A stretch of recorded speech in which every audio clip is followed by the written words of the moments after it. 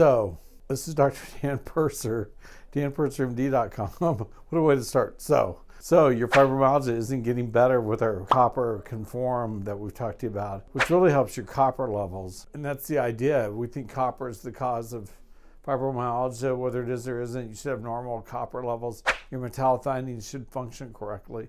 If they're not, it's because you're missing certain substances in your body and you're probably taking in too much copper. This is a genetic issue. We're going to find out what it is in our next study we do for JAMA. I hear patients all the time who their fibro hasn't gotten better like it should have, and I have to dig into their diet, what they're doing.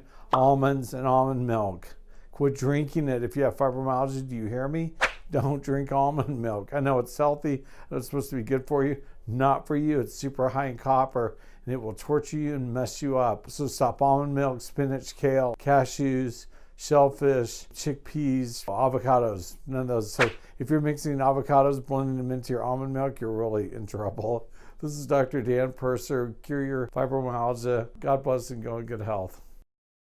Hi, this is Dr. Dan Purser. I'm at Waialua Falls in Hawaii, on the island of Hawaii. I'm having a great time. I came here to speak at a big conference, and so far we've got a lot of sunflower and a lot of fun. So guess what? We're using a lot of the VARs glutathione to help. If you're mixing avocados, blending them into your almond milk, you're really in trouble.